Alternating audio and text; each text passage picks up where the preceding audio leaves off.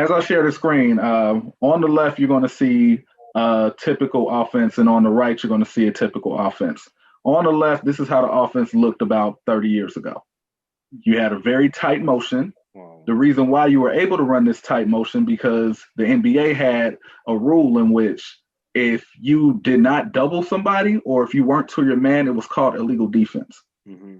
So any zone principle would have been called legal defense in which you would have had to shoot a technical foul free throw shot. And Go ahead, Ham.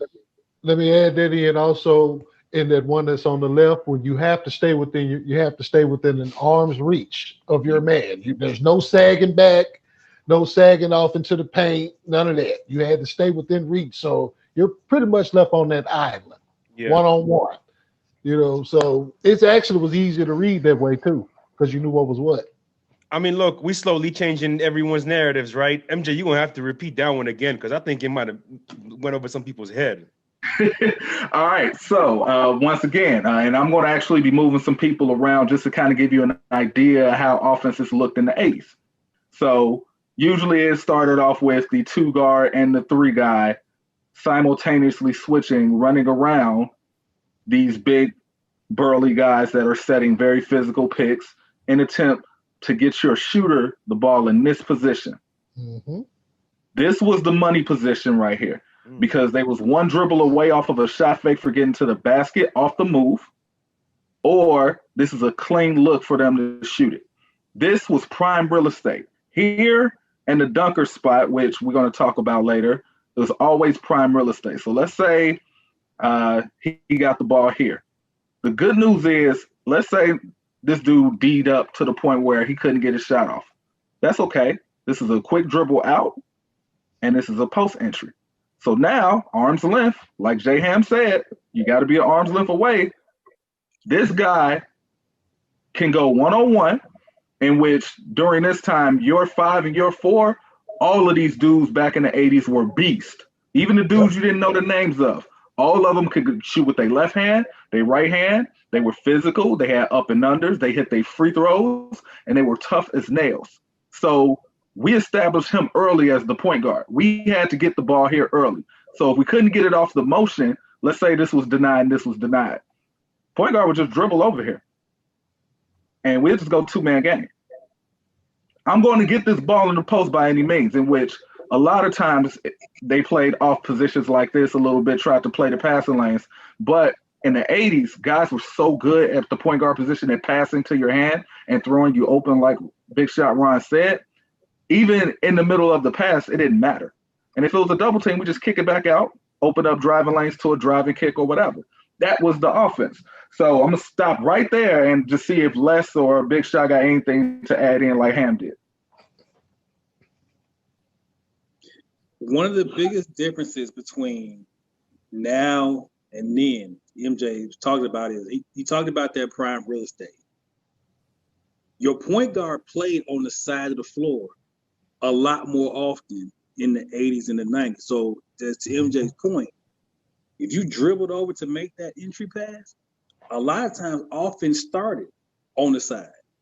Right. One of the biggest changes in 2020 is, as you look at that right side of the screen, your point guard in 2020 is at the top of the floor all the time.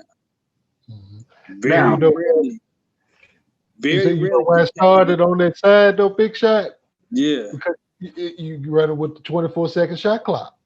So you got to get to your spot to get the ball to the spot that you want to get your offense rolling. Watch how those 80s offense roll. It's not a whole lot of standing. It's boom, boom, boom, boom. They hitting and they sticking and they moving. Yep. And this is where I'm going to tag Les in, because this is the horns, and Les is like the king of horns. So this is where I get to tag Les in as to how the offense has evolved. If you could automatically see, before I give this to Les, you notice it's a difference right here. Look at the paint here and look at the paint here.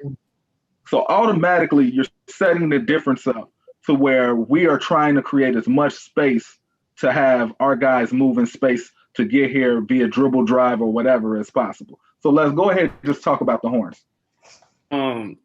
With horns, with it, it's European style, European professional basketball.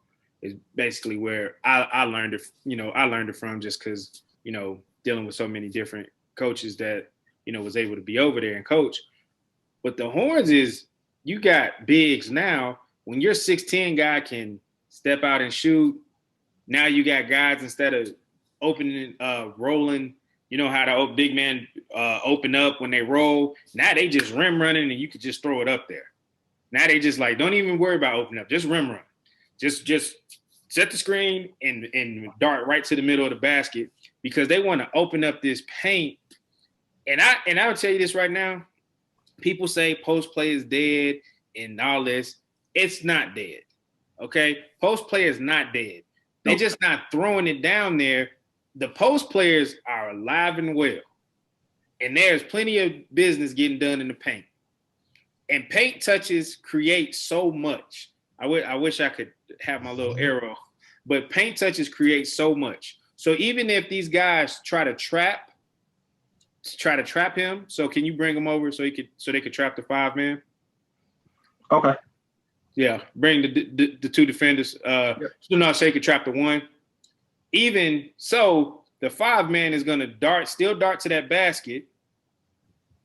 Dart to the basket. We got the 2 lifting. From the corner.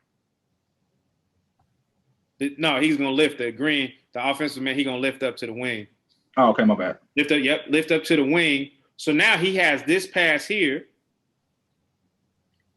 and we still got action to see even if the 5-man on the trap, our offensive 5-man, he's just gonna sprint over to the block. So now he got it. Now our other man. So it's still horns is still gonna allow you to, however they guard the ball screen, like you can ice it, you can trap it, hard head, switch. Teams now you can play in drop coverage. That's why you see a lot of teams playing in the drop right now. And they play in that drop. And in the NBA, it's hard to play in that drop because of the defensive 3 seconds. Yep. But horns ultimately gives you a paint look and a 3-point look. Mm. Those are the 2 looks. Like when I was running horns, when I was a head coach, we ran horns. I was looking for either we're gonna get our big man. That's our first. That's who it's 2-man game. It's the first time you pick up the ball and you go play. You and your homeboy go play some cat. Y'all gonna pick and roll. Y'all out there looking like Sydney and Billy. And one of the biggest things you'll notice for people looking at us, if you look at the left side of the floor and the right side of the floor, and just look at the simple space. The court is the same size on both sides. The courts ain't one court isn't as small than the other.